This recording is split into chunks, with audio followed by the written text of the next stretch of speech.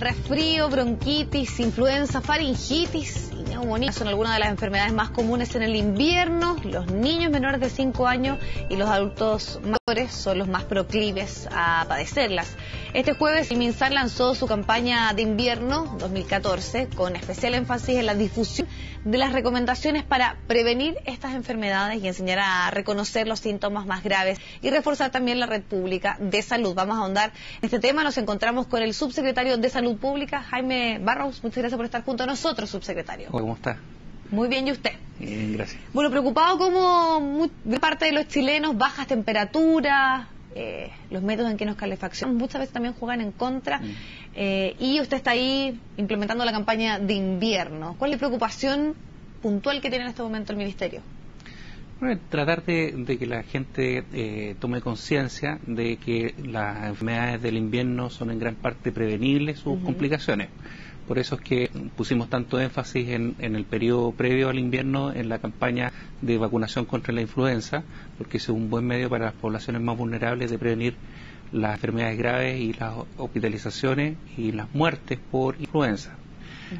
La siguiente fase, que es la campaña ahora que ya llega el invierno, de por una parte identificar los síntomas de las personas que están enfermas, cuándo consultar y hacerlo precozmente, y además cuáles son las medidas para que otras personas no se contagien cuando están cerca de gente que está con el virus.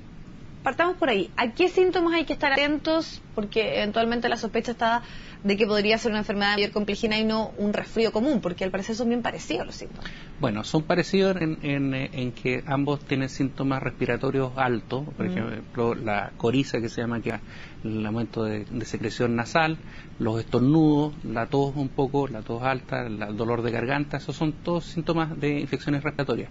Pero cuando un niño ya empieza a tener decaimiento, por ejemplo, y empieza a cambiar de ánimo, no tiene ganas de jugar, empieza con la fiebre y empieza con dificultad para respirar, se le ven las costillas que se hunden al respirar, que está más preocupado de respirar que de hacer otras cosas, de jugar o de alimentarse, y por eso mismo deja a veces de amamantarse, rechaza la leche o la alimentación. Son síntomas de alerta que hacen que una persona tenga que consultar. Ahora, si hay síntomas aún mayores, por ejemplo, una disminución del estado de conciencia o aparición de coloración oscura de los labios, ya son síntomas francamente de alarma que no puede pasar sin consultar en el mismo día o las horas posteriores en que presenta ese síntoma. Eso es súper importante para prevenir hospitalización o fallecimiento del niño. Yo quiero tener esa diferencia porque mucha gente dice, bueno, expongo de repente a los niños menores al llevarlo a un consultorio a que se enferme aún más. Claro. Siempre va a depender también de la edad. La edad más vulnerable son los niños menores de 2 años, ¿ya? Y más aún menores de 1 año. Si el niño menor de 2 años, menor de 1 año, está con síntomas respiratorios, con tos, con dificultad para respirar, hay que llevarlo a consultar, porque lo que sabemos de nuestra propia historia es que antes, cuando fallecían muchos más niños en Chile y se hicieron los estudios, la gran mayoría de los niños que fallecían no habían consultado los días previos a un médico. Entonces, por eso se ha hecho durante estos últimos 20-25 años un gran esfuerzo por aumentar la cobertura de atención, para que algún profesional los vea, los evalúe y determine si tienen que ser hospitalizados o qué tratamiento tienen que recibir. Subsecretario, ¿se ha reforzado la capacidad que va a tener el sistema público de recibir el aumento de las demandas que se producen en esta época? Por una parte, se amplía la oferta, se refuerza a nivel de los consultorios y los servicios de atención primaria de urgencia el número de horas que los médicos están atendiendo, y se suman otros profesionales que son los kinesiólogos, que atienden también en las salas de IRA y ERA, en el caso de los adultos mayores. Por otra parte, en el nivel de hospitalización se suman 349 camas, que una parte importante de ellas son camas que están recuperadas porque estaban bloqueadas. ¿Qué quiere decir que estaban bloqueadas? Que no estaban siendo ocupadas porque no estaban implementadas, no tenían los profesionales, las enfermeras, los auxiliares para atender a esos pacientes, o no tenían los monitores u otros implementos para poder ocuparlas. Durante el periodo anterior, el gobierno anterior, se privilegió de alguna manera que cuando se tenían esas camas bloqueadas se comprara servicios afuera. Lo que nosotros quisimos, cuando nos encontramos con esta situación, es empezar a reutilizarlas porque la inversión es mucho más baja que estar comprando afuera. Pero esa posibilidad está, sabemos que hubo una polémica también respecto a cuánto fue el gasto que se hizo en este ítem en particular, pero muchos dicen que finalmente también se podía responder a una necesidad inmediata ahí. ¿Esa posibilidad va a continuar si es que hay una sobredemanda, podríamos decir? Sí. Siempre es necesario, no hay que olvidar que la salud de las personas es lo que está primero, más allá de las condiciones, de las consideraciones que uno tenga respecto de si A o B es el mejor camino puntual. Si es que se necesita, hay que ocupar ambos mecanismos, o sea, fortalecer la salud pública, pero también echar mano a convenios con privados si es que es necesario como para poder tener hospitalizada a la gente. En eso no nos vamos a perder. Subsecretario, una de las problemáticas es el tipo de elementos que ocupan las personas para calefaccionarse, y eso tiene directa relación con las enfermedades respiratorias. ¿Hay algunas recomendaciones que se hagan? Claro, evidentemente hay algunos métodos de calefacción que producen mayor contaminación domiciliaria, ¿cierto? El uso de la leña, el carbón, también en menor grado la parafina, que encender la estufa parafina fuera de la casa, producen mayor nivel de contaminación. Eso desfavorece las condiciones para poder resistir bien al invierno. Fumar dentro de la casa es una condición que, si bien no es un medio de calefacción, pero es un tema súper importante de tenerlo presente. Y una cosa bien importante es no calentar tiestos con agua. De repente hay gente que piensa que es bueno tener más húmedo el ambiente. Eso es negativo. El tener más húmedo el ambiente dentro del domicilio favorece las infecciones respiratorias. No así la ventilación. No así la ventilación, al contrario, es importante que cada cierto tiempo, todos los días, haya un periodo de ventilación. Cuando se hace el aseo, se ventile y se cambie el aire dentro de la casa. Para hacer también en otras materias, hay algunas campañas de vacunación que estaban activas hasta este viernes, particularmente la de la influenza. Así es, la campaña de vacunación contra la influenza empezó el 17 de marzo y terminó el viernes pasado como campaña. Sin embargo, aún quedan vacunas, llegamos prácticamente al 95% de la cobertura, así que todavía nos quedan vacunas por si alguna persona quiere concurrir, puede encontrar en consultorios la vacuna todavía. Subsecretario, en otro tema, no puedo dejar de preguntarle, ha estado en el debate público la situación de, dentro del programa está la posibilidad de despenalizar el aborto en 3 casos puntuales que se ha presentado: inviabilidad del feto, violación y también cuando se pone en riesgo la vida de la madre. Usted el 3 de enero del año 2011 asistió a un evento llamado Diálogo sobre el aborto terapéutico, y ahí señaló que es complicado dejar en manos de una definición del Estado cuáles seres humanos pueden existir y cuáles no. ¿Usted sigue sosteniendo y continúa con esta convicción respecto al tema? Esa frase es una frase del documento del Congreso Ideológico de la Democracia Cristiana, tal cual como está señalado, entre comillas, no es entrecomillado mío, sino que es entrecomillado del Congreso, ¿ya? Y lo que ahí se decía en el Congreso Ideológico, y por qué se puso esos términos, era básicamente por la dificultad de definir qué patologías tendrían que estar en estas condiciones mediante una ley, ¿ya? Y la mayor dificultad que tiene eso es que la medicina evoluciona. O sea, inviabilidad fetal, por ejemplo, uno puede haber dicho hace 20 años atrás que un canal atrioventricular en un niño que está por nacer probablemente iba a estar fuera del alcance quirúrgico en determinadas condiciones y por lo tanto no iba a vivir, y hoy en día los estamos operando. Por eso leyes a veces van rezagadas respecto de lo que dice la medicina, y esa es un poco la complicación de ponerlo en una legislación. Y es eso, en el fondo, a lo que yo apuntaba cuando hablo o decía de que es complicado el tema, no por decir esto no se puede hacer, sino que hay varios puntos que requieren una reflexión, y eso yo nunca me he negado. De hecho, después de ese evento, yo asistí al Congreso también, invitado por la Comisión de Salud del Senado, a explicar como experto en bioética algunos puntos de vista, y en esa sesión yo también expliqué otros temas que son de dificultad, por ejemplo, diferencias de lenguaje entre el lenguaje médico y el lenguaje jurídico, en el sentido de lo que se entiende por aborto. Pero su convicción, dado también los estudios que usted tiene, que menciona en bioética, además también es candidato a doctor en ética, respecto a estos 3 casos puntuales que son planteados por parte del gobierno de Michelle Bachelet, usted además también como subsecretario de Salud, pensando que eventualmente también va a tener que ser quien va a implementar, si es que se avanza en este cambio a nuestra legislación. ¿Usted considera que en estos 3 casos debe estar la posibilidad de que se interrumpa el embarazo de una mujer? Esas alternativas, buenas cuentas, existen. O sea, eso hace un análisis. Yo he escuchado a varios juristas, de hecho, desde el punto de vista del aborto terapéutico en condiciones en que la mujer va a fallecer o puede fallecer, es habitual que los embarazos se interrumpan. Pero depende un poco también del doctor y de las consideraciones. Nosotros tenemos, o sea, la Lex Artis es bastante clara al respecto, y la ética médica también es clara al respecto.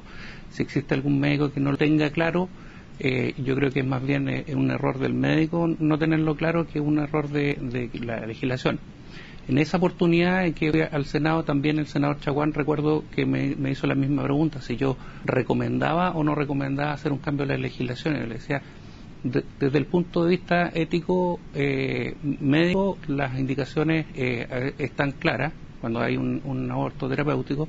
Desde el otro, de los puntos de vista de los otros, es discutible también, pero básicamente esto no es un tema que remita a una decisión del punto de vista ético, es una decisión del punto de vista legal y jurídico, y por lo tanto son los legisladores los que tienen que tener claridad respecto de en determinado momento qué es lo que se necesita como señal, señal política. Y como señal se debe avanzar en este tema. Bueno, en este momento las mujeres, que es el debate que se ha puesto sobre la mesa, deben ir a la cárcel si es que se practica un aborto. Eso es lo que yo he planteado, porque a mí no entro en contradicción respecto de lo que yo planteé en ese momento con lo que se dice en el programa, porque yo nunca he planteado frente a una posibilidad de legislación de que haya que mantener o que vaya que mandar a las mujeres a cárcel. Yo creo que con la legislación que hay actual tampoco debieran ir, porque hay eximentes dentro de la ley que hacen que en esas condiciones no debieran ir a la cárcel.